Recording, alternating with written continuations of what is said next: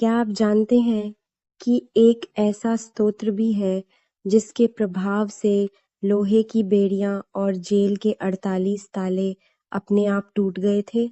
यह कहानी है एक ऐसे महान संत की जिनकी भक्ति के आगे उस समय के शक्तिशाली सम्राट को भी नतमस्तक होना पड़ा। चलिए आज जानते हैं आचार्य मानतुग स्वामी और भक्तामर स्तोत्र की वह अद्भुत गाथा जिसने इतिहास रच दिया। आज से लगभग 1400 वर्ष पूर्व एक महान संत हुए, महामुनि मानतुग स्वामी। वे परम तपस्वी थे और वन में रहकर आत्म साधना करते थे।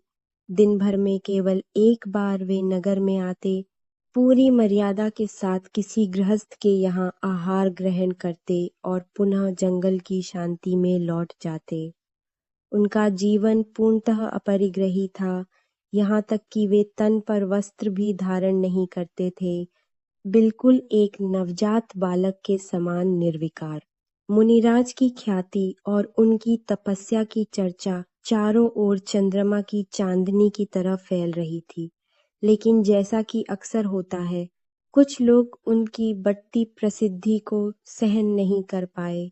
उन्होंने राजा के मन में मुनिराज के विरुद्ध जहर घोलना शुरू कर दिया और उन्हें पाखंडी बताने की कोशिश की। राजा ने मुनिराज की परीक्षा लेने का निर्णय लिया। उन्होंने कहा, हे मुनिराज, यदि आप वास्तव में भगवान के सच्चे भक्त हैं तो कोई चमत्कार दिखाएं। मुनिराज ने बड़ी विनम्रता और शांत भाव से उत्तर दिया, राजन, चमत्कार दिखाया नहीं जाता, वह तो श्रद्धा से अपने आप घटित होता है। जो चमत्कार दिखाने की इच्छा से तप करता है, उसका तप नष्ट हो जाता है। मुनिराज के इस उत्तर से राजा क्रोधित हो उठा। उसने आदेश दिया कि मुनिराज को 48 कोठरियों के पीछे बंद कर दिया जाए और हर दरवाजे पर भारी लोहे के ताले लगा दिए जाए। उन्हें सबसे आखिरी और अंधेरी कोठरी में बेड़ियों से जकड़कर डाल दिया गया। उस काल कोठरी में बैठकर मुनिराज विचलित नहीं हुए। उन्होंने प्रथम तीर्थंकर भगवान आदिनाथ की भक्ति शुरू की। जैसे ही उन्होंने भक्तामर स्तोत्र का पहला श्लोक पढ़ा, पहले दरवाजे का ताला टूट गया।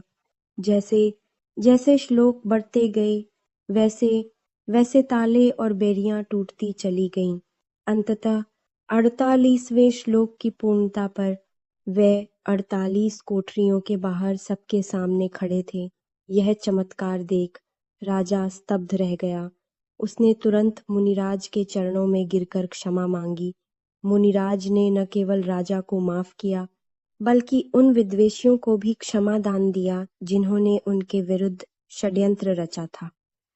आज वही भक्ति की शक्ति भक्तामर स्तोत्र के रूप में हमारे बीच मौजूद है, जो लाखों लोगों के कष्टों को दूर करती है। भक्ति की इस शक्ति को नमन। अगर आपको यह कहानी प्रेरणादायक लगी हो तो इसे लाइक करें और अपनों के साथ साझा करें। ऐसी ही और प्रेरक कहानियों के लिए हमारे चैनल को सब्सक्राइब करना ना भूलें। जय जिनेंद्र।